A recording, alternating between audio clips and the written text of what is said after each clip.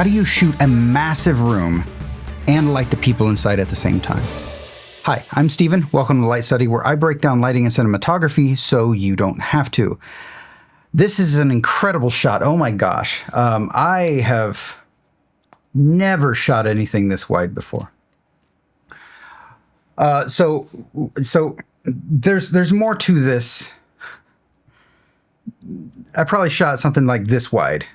I mean, I've shot wider, but anyway. So you have this whole, they keep going back to that wide shot. And then I think the show is about curtains or upholstery, but that's not what's important. What's important here is this huge flex that they did at right off the top, this wide shot that they cut back to a couple times. I am offering a mentorship if you feel you need it, more at the end. And be sure to check out the free guides and popular commercial interview setups. It's linked below, StevenLightStudy.com. It's institutional knowledge that you won't get at film school.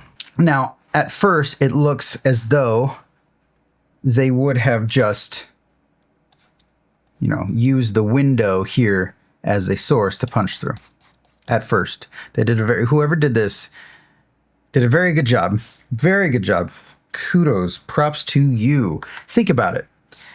You are given this setup, and the director says, "Hey, I want to shoot this space," and you're like, "Okay. What shots are you talking about?" And he says, "All of it." And you're like, "That sounds awesome."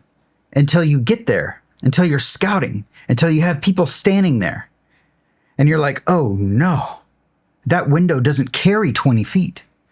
This is a 10, 20, it's probably like a 40-foot distance from the window to the other wall.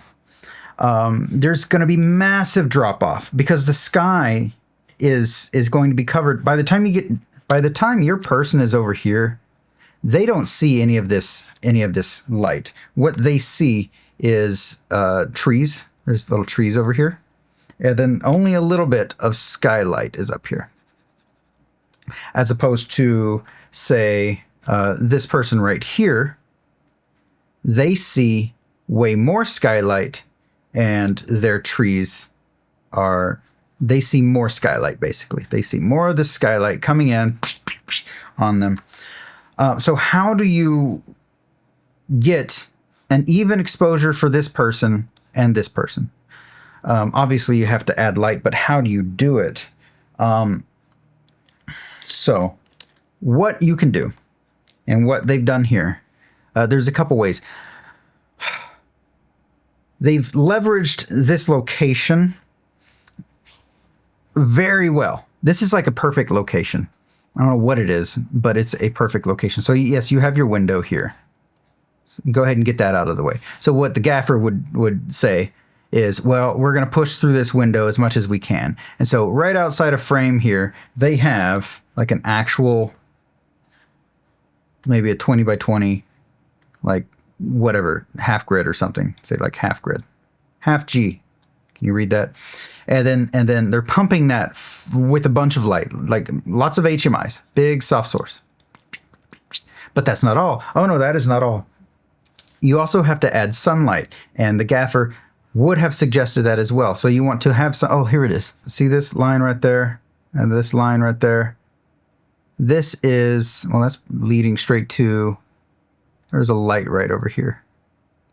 And that's pumping in, and that's what's going to, that's what's casting this, that's what's casting this edge right here.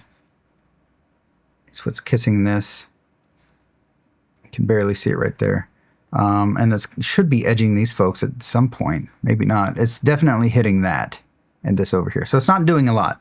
It's really not. Oh, it's reaching this far, and then that's where it ends. So that's kind of, if you can trace that back, that's where it is. Anyway, so that's only part, and that gives you some contrast. That tells people that there's sun out there. What else you can do is, like I said, you have the giant soft source punching in, and that's going to hit this person and this person. It's going to hit this. It's going to hit this lady here. It's going to probably, that might be it. So that, and it's going to hit this guy. And then apparently it's hitting this guy as well. And then that is the end of that. Whew, okay. So how else can you push light through here? Oh my. So these folks right here in this foreground here, this little area right here, these guys are getting hit by something off screen. So it's another, like a 6x frame that's hitting these guys, and these guys are getting hit with that. And that's what's doing this. And it's literally white light. That's what's hitting these. That's what's filling in this space right there. That's what's filling in the rest of this. That's what's hitting this. Hitting Grammy's shoulder. And that's the end of that. Okay. How else can you throw in light? Oh my gosh. Because you have all of these people over here that aren't getting hit. They've leveraged, and this is what I mean by they've leveraged the shape of this room. So up here you have this cavity, and you can see a little bit of it right there, some light right there. That is coming from something directly above. There is something up here that is shooting down. What is it specifically? Well, we can trace these shadows all the way up there. That's how easy it is. Here we go. Here's another one. There's a line. Trace that all the way up there. Same thing. With these folks back here, it's a little bit difficult to trace. I will show you that in a second. So basically, out of frame and on the opposite side of the 180 line. So if you were to have a 180 line all the way over there, and then this is down frame, and that's 90.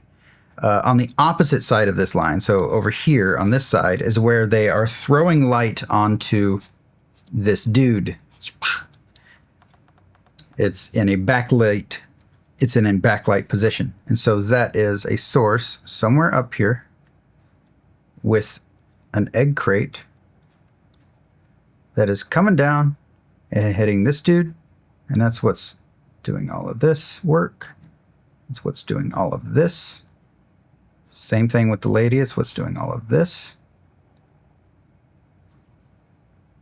Why an egg crate? It is what's doing that right there. It's a kick from the lens up to there. Why an egg crate? Well, you want to control it as much as you can. You don't want it to spill everywhere. It'll flatten the background. And so you throw an egg crate in there so it doesn't hit the background. It only hits whatever you're pointing it at. Okay, so what about the next people? What about the people in the background? OMJ. So you have these folks back here. So further down the line, you have yet another source, and it's probably a bank of softboxes that are all shooting to hit this person. Hit these people are probably in the same cluster. This lady is being front lit by that same source. So there's something else over here, probably neighboring that softbox. And it's also got an egg crate on it. And it's hitting these people, and that's what's lighting up that. That's what's lighting up this. What's hitting her face, hitting her face. And you can probably add another one right here for these folks back here. And that's how you get that. Notice how this dude is left out. He's just SOL. He's in the he's in that bad spot, but it's okay because they have 20 other people and he's just there for flavor. That's why he's the darkest of the bunch. Boom. So that's how you do that. They used wall spreaders. If this is a set, which I seriously doubt it is, it's not a set. But they use wall spreaders. If not, you know what? It could be. See these stairs. And how they walk up here. They walk up here, and I do wonder if this is a balcony with some railing, and it's just an open space up there. And then that would make it a lot easier for you to run bars across, and then hang these lights. And then also, what else was I going to say? Yeah, I think this is a perfect location for this setup that they're doing. It allowed them to paint this huge picture. So it might have been that the director was like, I want a wide shot. find a place, or they were like, hey, we need this group shot. And then they were scouting and scouting and scouting, and they found this particular place that it's like a present. It gave them this option to they were like, oh my gosh, we have everything. We can go this wide. And so now they know they can afford a shot this wide, they design the shot to populate it. And what a flex move that is, man. This is beautiful. Absolutely beautiful. And of course, for the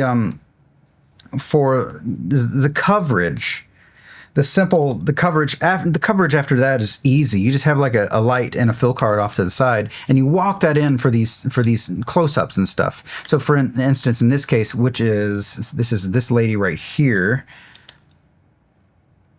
It's still that same top light. They've wrapped it around the camera side with whatever. I think it was an electric light. They used an extra light to do that. And then this dude back here again. The only guy not getting any light, hardly any light, is this homie right there. He's actually getting some love now. What I imagine they would have done is I would have had some extra floor light. So once you get done with your wide shot and you punch in, you can kind of scrap that wide shot. You can move things in to help adjust your shot. So for instance, like a 4x4 frame or something, like a 6x6 over here, that can give these guys some extra loving. And oh look, now this guy is getting some light on this side of his body. He's not a Darky McDarkerson anymore. Of course, these ladies are lit from up here still. And this dude is getting hit by that same source. So same source is hitting this dude, this lady, this guy, and this guy. Boom. See how much further away he is? He's darker because of it. And that's just the way it goes. There's nothing wrong with that. Nothing wrong. I'm dark. Yeah, blah, blah, blah, blah, blah, blah. You're punching in. Even for their tight shots, it's hella wide. Oh my gosh, look at that. And I mean, what a flex, you know. They've got some lights back here that are there's something back here above that's shooting down and casting this thing here. You know, you can see it as a glint off of this, which is then reflecting and hitting something up here is hitting that, and then that's getting stretched by the floor. And that's easily done with a little boom arm and a little tungsten light. Gives it some nice color contrast. And I mean, all of these shots are, and then we're getting tighter and tighter. And all of this stuff is like, the rest of the coverage is so easy. You can do it with a couple of floor lights, a big floor light, like a diffusion, and a big floor fill, positive or negative. Ultra bounce is great. And that's how you do that, man. That's freaking fun. Is there anything else in here that I think is, noteworthy? I mean, all of this stuff is coverage that I've probably covered in other videos. Decor. Oh, home decor. Right. I thought it was a beauty commercial. Beautiful execution. That was fantastic. That had to be a lot of fun. That had to be a lot of fun to work on. There's always more to learn, and I've made an easy introduction into commercial cinematography with the popular interview styles. It's available free at StephenLightStudy.com. It's linked below, along with one of my favorite resources, Create Against 10 Rules for Students and Teachers. And hey, if this still isn't enough, I'm also offering critiques of your work, up to 2 scenes a piece. Just check the schedule for live recordings. Availability is limited, but there is a second evergreen option. If you want to submit it, I would be happy to help critique your work. I hope you found this enjoyable and educational, and I hope it helps you in your journey to crafting and creating and executing some awesome work. If you like what you saw and you want to see more, hit the subscribe, and as I post, they will pop up for you, and you can watch them. Nobody's also keeping you from watching any of the other videos, by the way, BT dubs. Apparently, that happens where people are unaware that you have covered other topics and other things. So if you have any questions or comments, maybe I didn't cover something in here, leave a comment, and I will try my best to answer it. I am sure I will. All right, later. How do you show the whole room shoot the people and light them at the same time. It's nutty. It's mind-boggling crazy. How do you show all of the room and light the little people inside of it at the same time? Those little people, yes.